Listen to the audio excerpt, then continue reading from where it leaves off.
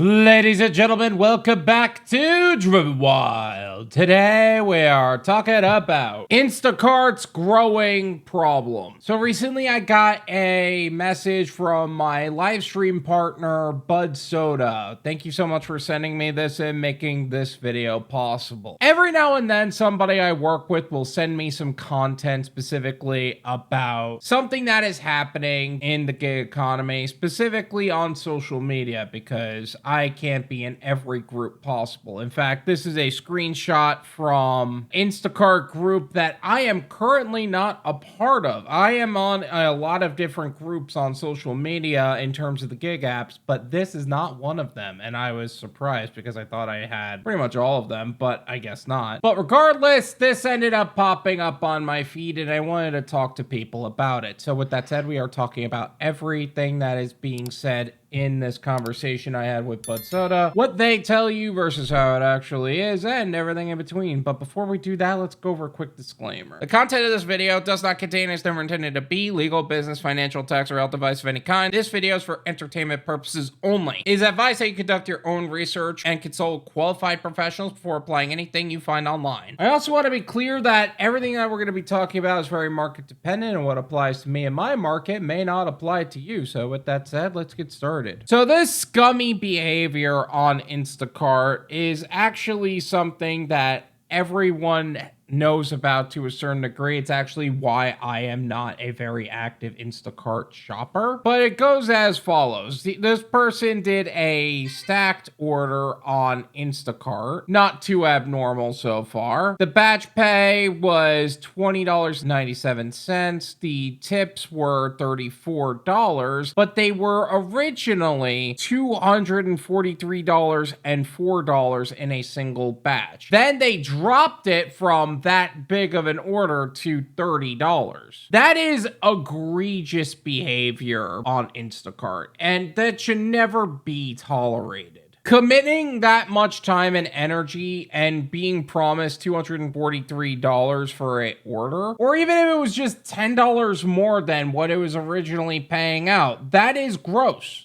That is gross. Like, you violated the contract with that. And that's kind of the big problem with these gig companies these days, is that they're screwing with the money going to the independent contractor. And they're justifying it by probably rating a single star or claiming it's something they're not, or just getting funny with the numbers in general. It's already frustrating when it happens for a normal pickup and drop off or UberEats or Walmart Spark. Now imagine taking hours at a Costco, finding each individual item, and then on the way there, they drop the price on you. That's disgusting, and you wouldn't even know it until it was already done. Also, another thing that Budsoda pointed out is how far away they were from this Costco. 10 plus miles from the store, and they're still pulling this shady shit? Are you kidding me? But obviously, they were having a legitimate reason, right? Nope, 1 star and drop tip. That's it. And they do that specifically because they want to make it look like it's a legitimate issue and not them just scamming the system. Because if they were caught with that and they were found out that they were scamming the system, then the driver might actually get that money back. But no. But seriously, this is something that needs to stop on all platforms. I don't care what the platform is. Doordash, UberEats, Grubhub, Instacart, Walmart Spark, Walmart, UberEats, and Instacart are really the ones that allow for tip baiting at all, and they shouldn't. That's the kind of sad part about this. It's also why I don't do large orders on Instacart, specifically for that reason. And it's also why I've kind of been whatever about the Instacart masterclass, because quite frankly, I don't like Instacart as a platform. I just don't. I don't like how they tolerate this kind of behavior. I don't like how their support systems don't actually support the driver, and I don't like how they operate as a company. Joe, are you seriously going to tell me that you like how Doordash operates or how Grubhub operates or Uber Eats? Conceptually,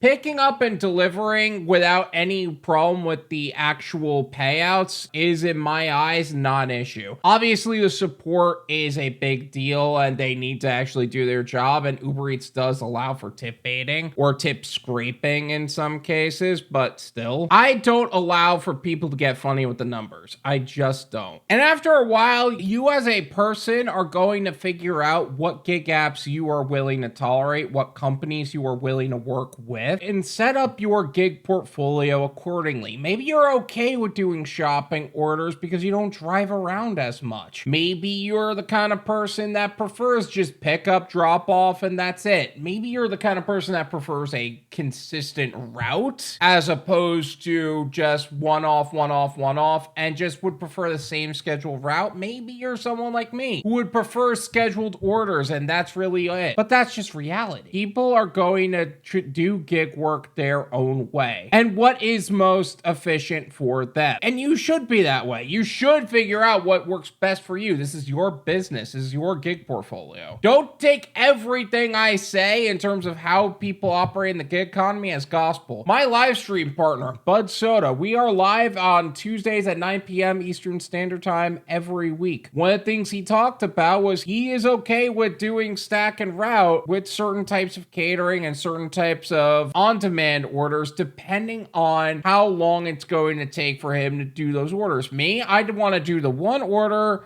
deliver it, and not screw around with everybody else's systems. That's just me personally. These are things that I also talk about in the Driven Wyld Discord server. The Driven Wyld Discord community is exclusive for gig workers looking to expand their knowledge and expertise in their self-employment and entrepreneurial journeys. I've partnered with high-level professionals to bring you some of the most exclusive benefits based on your personal needs as a gig worker. Exclusive opportunities and gig postings, live streams with high-level professionals in our industry, educational systems designed to help you build your own dispatch company or delivery service provider, as well as other scalable opportunities. We also kicked off our Build Your Own Delivery Service Provider course, and we are changing the game and transforming how businesses serve customers and how gig workers get greater opportunities. So that way, whether you're a gig worker or looking for more opportunities to earn or an exit strategy because the gig economy is an income bridge to what would be a long-term goal and not the goal, and you'd like to see something with more growth potential and scalability, there's something here for you. Check the link in the description and get started with making the most amount of money in the least amount of time and in the safest possible way. We are excited and looking forward to helping you secure your financial future. Thank you so much for watching. I really appreciate it. As always, make sure to hit the like button, subscribe if you're new, and I'll see you guys next time.